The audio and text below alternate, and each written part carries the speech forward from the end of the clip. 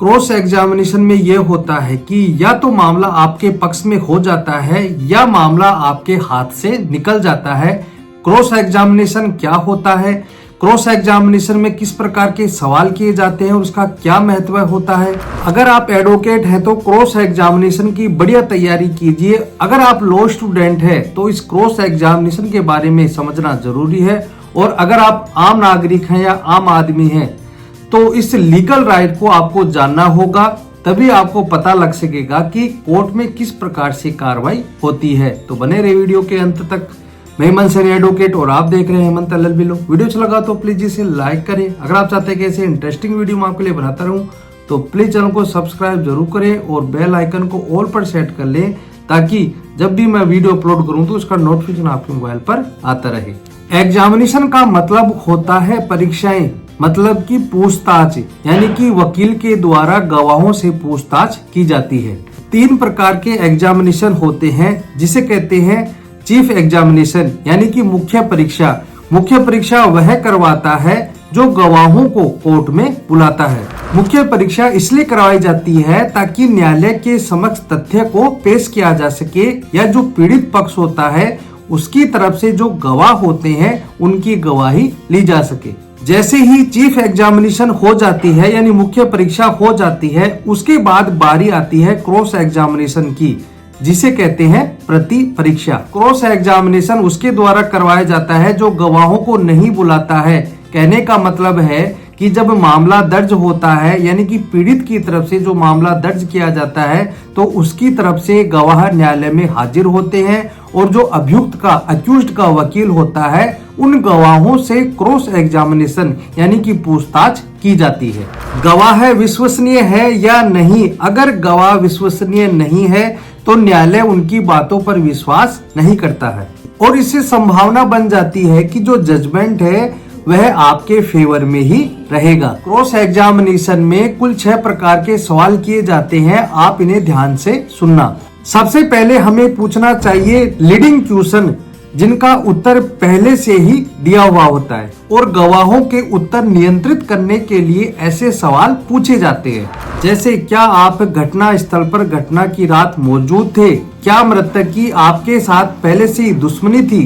क्या आप पहले से एक दूसरे को जानते हैं? आदि आदि सवाल किए जाते हैं। दूसरे प्रश्न होते हैं हाँ या नहीं में जवाब देने वाले।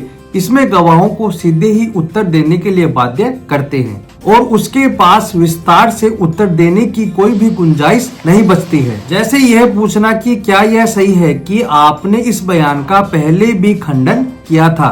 तीसरे तरह के प्रश्न होते हैं गवाह की विश्वसनीयता पर सवाल उठाने वाले प्रश्न। इनका उपयोग गवाहों के विरोधाभासी बयानों, पक्षपात व पूर्व कथनों को उजागर करने के लिए किया जाता है। जैसे क्या आपने पुलिस को इस घटना का अलग से विवरण नहीं दिया था? क्या आपके ऊपर पहले भी क्रिमिनल आरोप नहीं लगे हैं?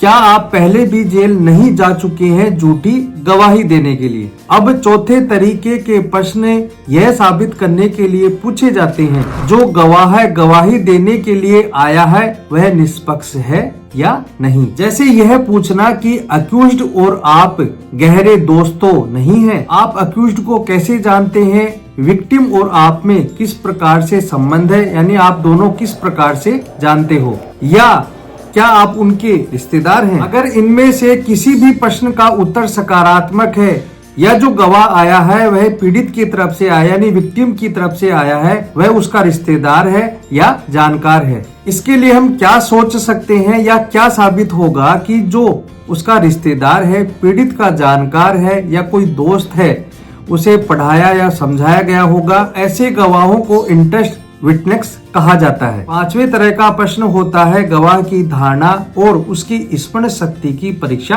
करना। इनसे यह पूछा जाता है कि आपने घटना को कितनी सटीकता से देखा है और कितना याद रखा है। जैसे कि इनसे पूछना कि आप घटना स्थल से कितनी दूरी पर खड़े थे, या आप कम रोशनी में उसे देख सकते थे, या आपकी आई साइड कैसी है।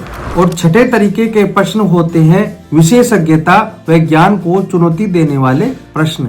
साधारणतः यह प्रश्न एक्सपर्ट विटनेस से पूछे जाते हैं, जैसे कि मेडिकल विटनेस, मान लेते हैं कि एक डॉक्टर ने अपनी गवाही में यह कहा है कि जो पीड़ित है उसे चोट लगी है शार्प ब्लंट ऑब्जेक्ट से या किसी प्रकार के हार्ड ऑब्जेक्ट से। डॉक्टर कहता है कि वह चाकू से भी वार हो सकता है या किसी हथौड़े से भी वार हो सकता है। क्रॉस एग्जामिनेशन में डॉक्टर से यह पूछा जाता है कि जो चोट कारित हुई है क्या वह गिरने और पड़ने से भी आना संभव है। अगर डॉक्टर यह कहता है कि हाँ, यह चोट सख्त धरातल पर गिरने पड़ने से भी आ सकती है। डॉक्टर ने पहले यह कहा कि यह चोट चाकू या हथौड़े के लगने से आई है। अगर ऐसा है तो अलग अलग स्टेटमेंट है और उनके बयानों में कंट्राडिक्टी दिखाई देती है और उसकी विश्वसनीयता पर ही सवाल खड़ा करते हैं। कोर्ट केवल मेडिकल एक्सपर्ट के बयानों के आधार पर निर्णय देने से बचेगी और मामला आपके फेवर में हो सकता है।